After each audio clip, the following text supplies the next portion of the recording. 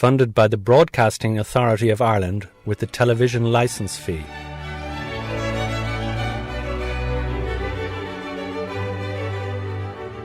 You're listening to Prog.3 of the three-part They Dared to Care series.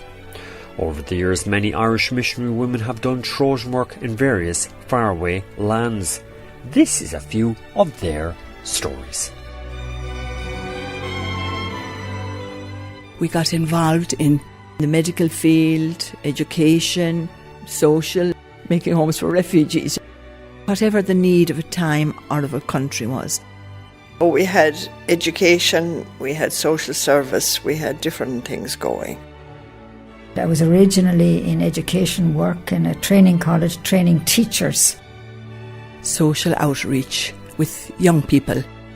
We started AIDS awareness programs among the youth. Listening to what are the needs of a time or an area. The meaning of mission is to help people realise that they're loved.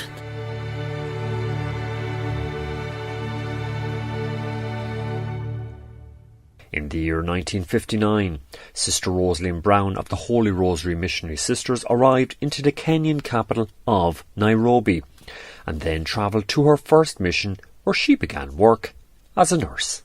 We went to Columban, and that was my first mission. And the very next day I was down in a clinic which we had just started opening with another sister. And of course the language was Swahili. And I began to talk a little bit of Swahili, habari yako, and a few little phrases. And the people lit up, and it was just wonderful. This is a new sister, they were told, and started. And you started looking at their wounds on their legs or whatever it was, and dressing them. And it was a great feeling that you were doing something good. So that was on a Friday, I remember as well. We came back up, I didn't have to work on Saturday and Sunday. On Monday I was back down at the clinic again, and from then on I was there until a year and a half. I was asked to go to another mission, to open up a clinic. I was told there was no clinic, nothing at all out. I was to open up, but no, the bishop was going to build it, and somebody gave me medicines and things. We opened up a clinic, and I was about 2 years there when the thing flourished. They came from miles because it was a white person looking after them, and I loved the people, and I began to learn their language as well, and I loved it. Out of the blue, I was asked to go to Khartoum, which I knew was a very difficult mission, I said, run a hospital, be in charge of a hospital, be in charge of the nuns. There was only 3 of us, but I was the one in charge. And there was a school starting. But there was no money. There was nothing. We had nothing. You know, we had very little money to buy our food or anything. There was no luxuries. And the house was not now, I won't tell you. Anyway, it was we had a bed to lie on, and that was all right. And we had enough food. So I continued on then there for about 6 years. In Khartoum, and I love the people. You just got to know them, and you learnt their language, but little, not a lot, but you learnt enough to communicate with them.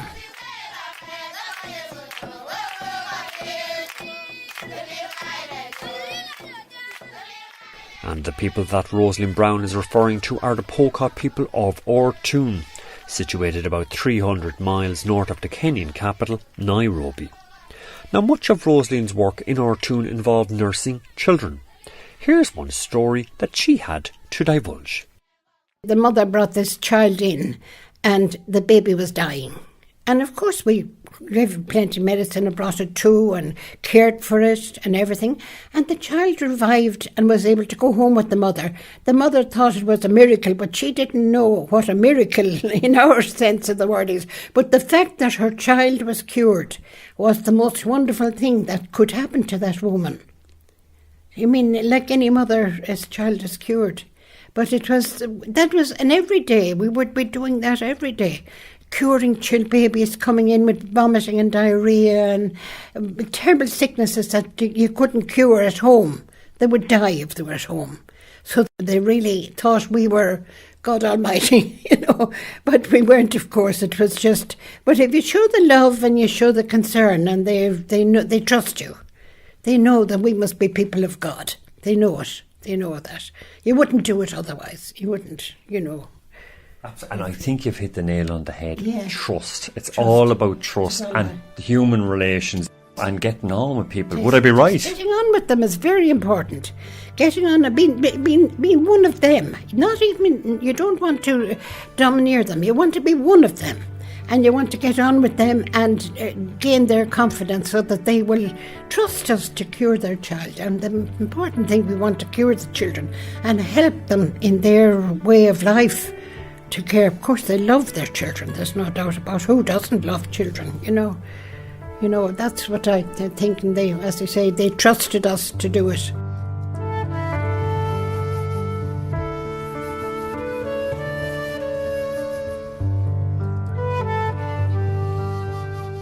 After 6 years of hard work among the Pokot people in northern Kenya, Rosaleen returned home to Ireland for some welcome respite.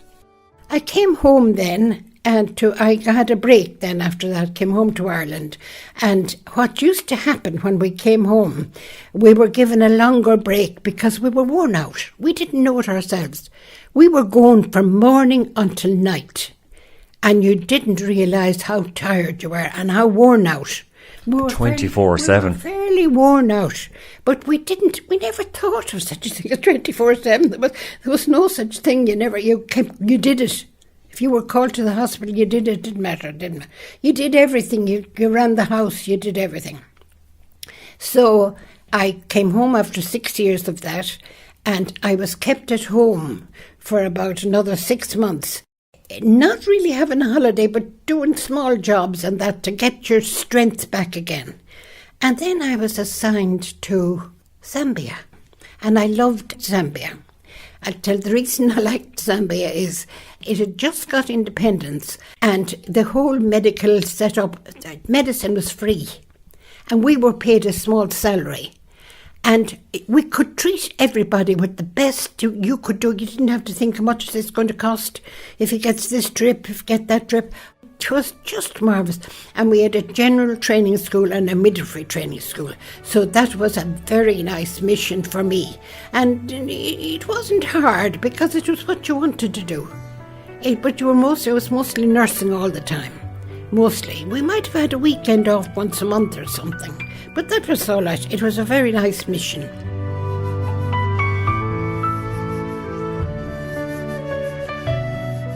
So what kind of cases did Rosaleen have to deal with in her nursing work in Zambia? The majority of our people would be malaria. And malaria is killing. It can kill them. And if you don't get acting quickly and give them a drip, malaria, we would test them first. The malaria, they know themselves. They know them. Malaria is one of the biggest things I can think of. And vomiting and diarrhea is a terrible thing. It's even in adults. They just can't survive if they have vomiting and diarrhea. Oh, another thing is that it's surgical. They have, I think of it now, they have abdominal obstruction. That would be due to they're taking medication or something themselves to purge them. And they would be obstructed, they wouldn't move. And we'd have to do surgery on them. And we have cured, we have a doctor, of course, a theatre and everything. And we would get, I wouldn't be in the theatre, I'd get them back from the theatre, but you'd have to mind them. And they think that's good, they know it was a terrible thing.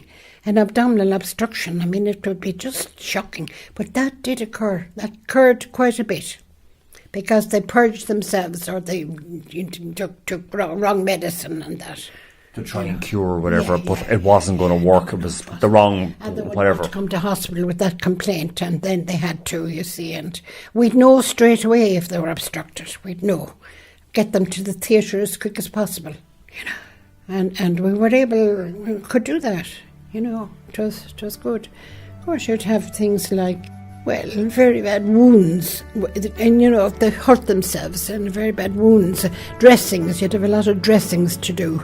If they, might have fallen down from something and a very bad wound, on their legs.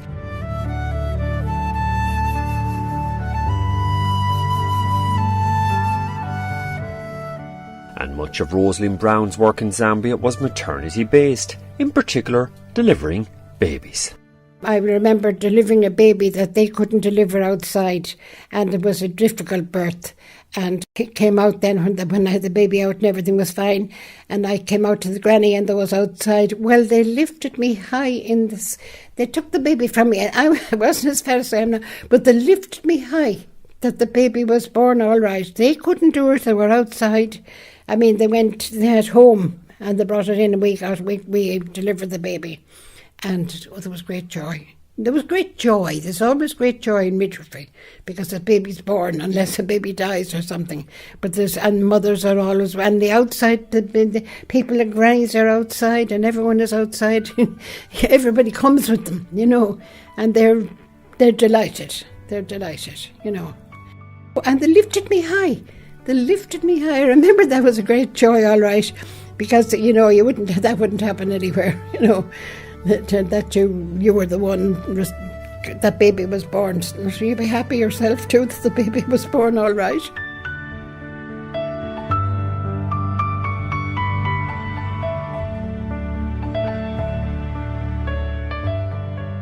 The Lord brought you through it all. That's all I can say, because nobody couldn't do it yourself. It's all God's work, and there is no doubt about it. I mean, we're no geniuses or anything, but the Lord brought you through that.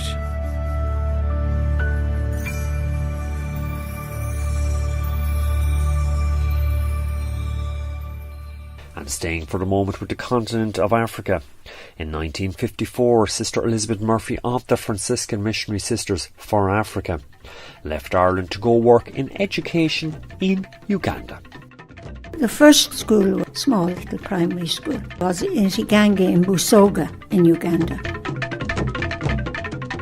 I wasn't trained officially at that stage because when I met Mother Kevin, she had said she was in great need of personnel.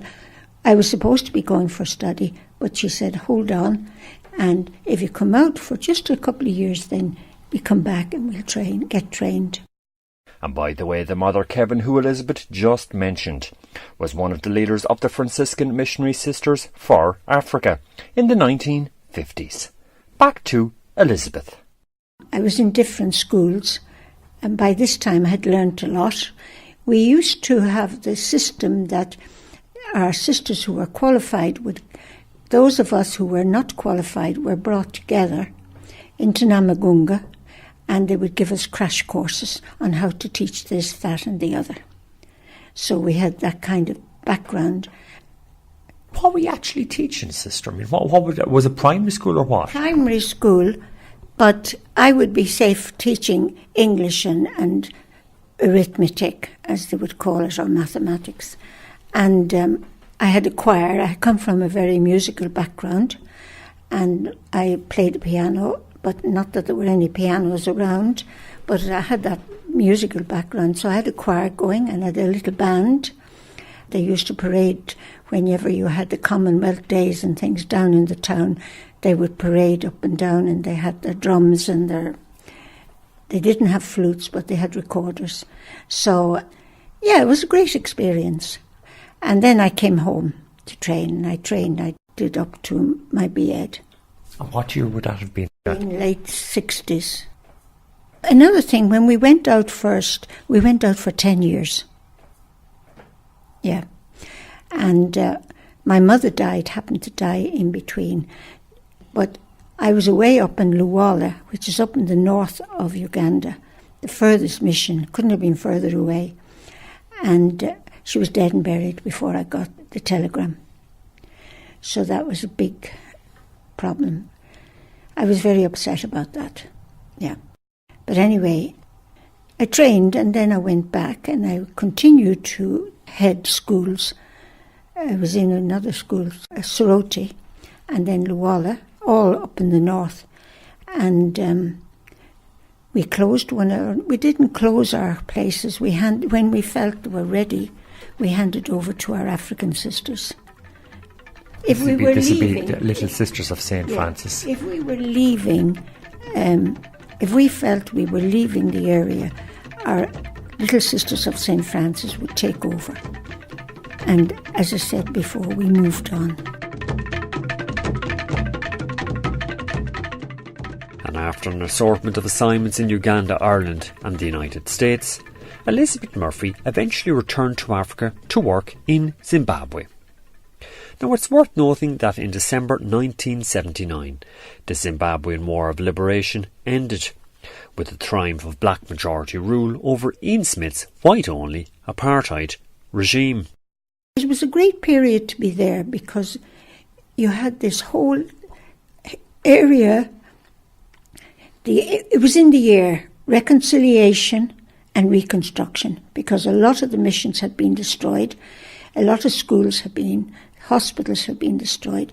So we just went into Zimbabwe at this time and we were part of all this reconstruction. It was good. We stayed in this particular school. It had been a very good school originally, and it was secondary, but it had been razed to the ground.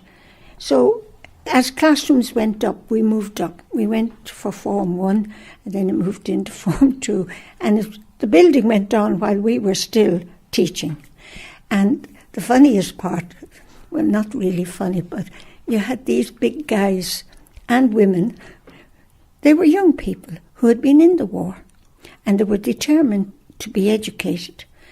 So they were the greatest group of people I've ever worked with. Young fellows, you know, big burly guys, but young and full of enthusiasm to get somewhere. So we worked with them. And again, the same thing. They did their O-levels, and now they moved on to A-levels. But they all went on to do something worthwhile, because at that stage they could get into training with just O-levels, whereas now you'd have to have A-levels. Anyway, we stayed there until it was on its feet. It was established now, and time to move on.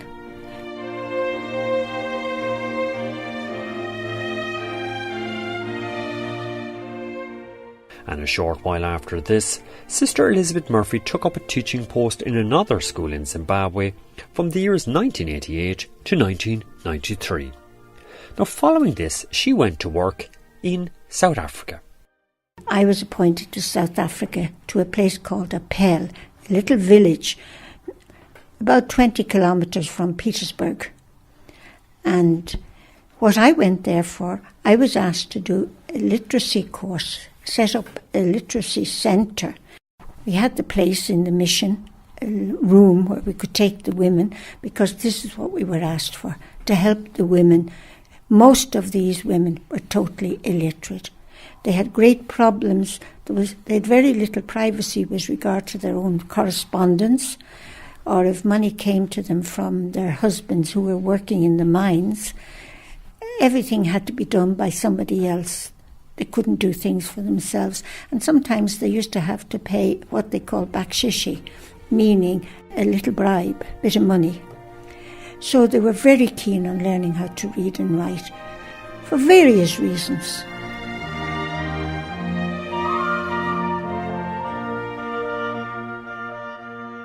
And over the course of the next 3 years, from 1993 to 1996, Elizabeth helped to successfully establish that literary centre in Appel. After that, she returned back to Ireland for a year. I had a year in which I did various courses. Sister, I'd say it was a shock coming home. Oh, definitely. No question of it.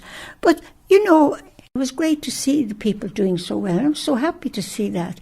But I soon learned, too, that there was a lot of, stuff going on that it was hard to take. A lot of wastage of food. Everything was, the throwaway society had certainly taken over. And there were a lot of things going on. I mean, you were coming from desperation. Like the school I was in, that Mutari, Mwemachene Secondary School, the poverty there was dreadful. And the drought, terrible drought.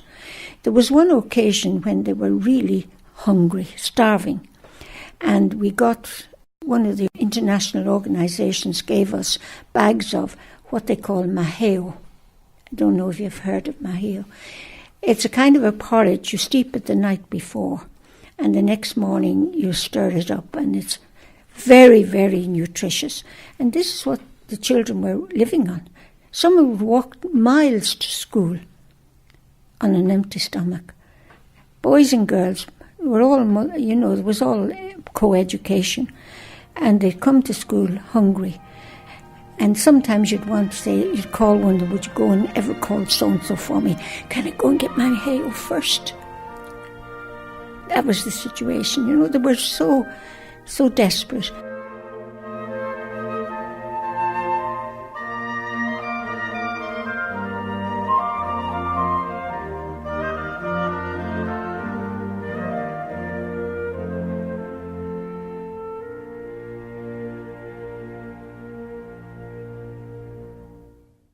And moving now to Asia. In the early 1960s, Sister Patricia McGuinness of the Columban Missionary Sisters arrived out to the southern Filipino island of Mindanao. We went out, we were very young, we were very innocent. We knew it was going to be different, we knew it was going to be challenging, but we had the commitment to it, and more or less we didn't care a whole lot what it was going to be like. We were there to face it, whatever it would be. And then we went into a community, we went into a supportive group who initiated us, and that was good.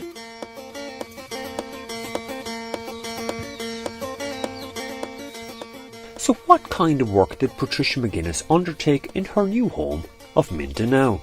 Education. I was basically in education for all of the time that I was there, but education in different forms. The early years we were all classroom teachers because that was the great need there at that time.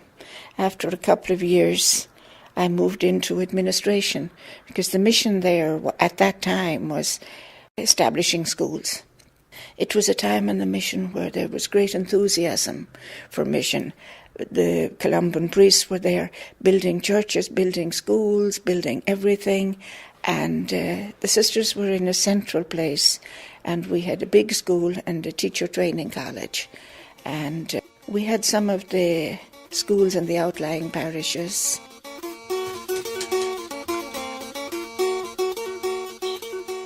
And as Patricia touched on, after several years of teaching, she ended up in administration as a school principal. I remember when I was in the school, I was principal in the school, and this teacher was always coming. There were 2 boys, always absent. And what on earth was the problem? One would be in school, the other would be absent. So anyway, we decided they had to visit the family and find out what's going on, because they were good kids, and nobody suspected that they were, playing truant or anything. So anyway, to make a long story short, they discovered that there was only 1 pair of pants for the 2 boys to come to school. Wow, that was the reason. That was a wake-up call. That brings you back to reality. I've never forgotten that, and I probably never will.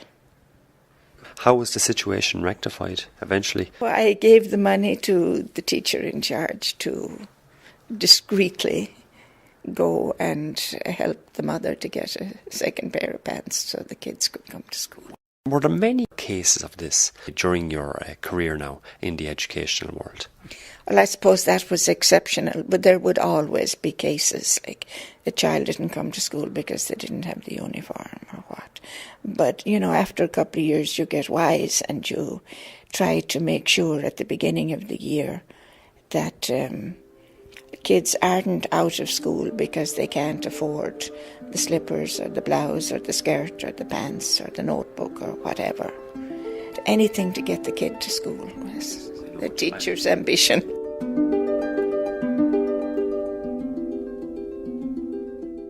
The role of the missionary is always to empower people in some way. Somebody is hungry and in need, they have to be helped there and then. They can't wait. The child can't wait until you solve the root cause of his problem.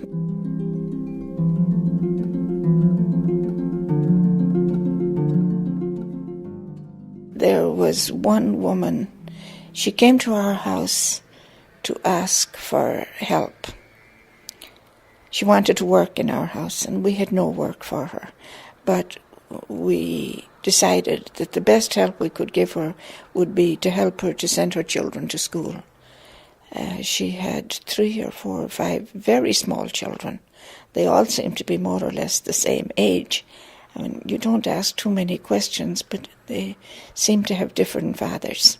But I admired her so much, the struggle she had to get the birth certificate for each child, because she had moved around a lot.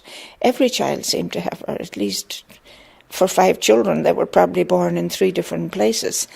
And so many trips to the municipio, that's the town hall, to get the birth certificate, and she'd go, and whoever she got it, but whoever was supposed to sign it wasn't there, come back tomorrow. Day in, day out, she worked for those children. Like, the love of a mother for her children was just unparalleled.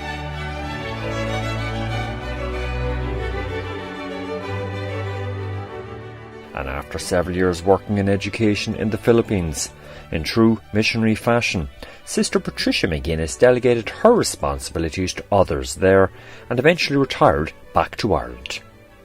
Now, over the last 3 programmes in this series, we've heard several missionary sisters tell their stories. However, their stories represent just a drop in the ocean of the thousands of untold stories of many Irish women who, down the decades, gave their lives, their youth, sacrificed everything to help those in need who crossed their path. I'm going to leave the last word with various contributors. As missionaries, we go and we do something, and when we feel we're not needed, then we move on. Missionaries, people leaving their homeland and going out. It was a great privilege to be there and to be able to just be the ones to give out the help. It wouldn't have been possible without the support, the family, the community, the people of Ireland, the people around the world who, have supported us in so many ways. Throughout all our missionary life, Ireland has been our backbone. People in Ireland, they are our great benefactors. I can look back with gratitude on a great missionary life. The job satisfaction was there. I knew it was right to be there.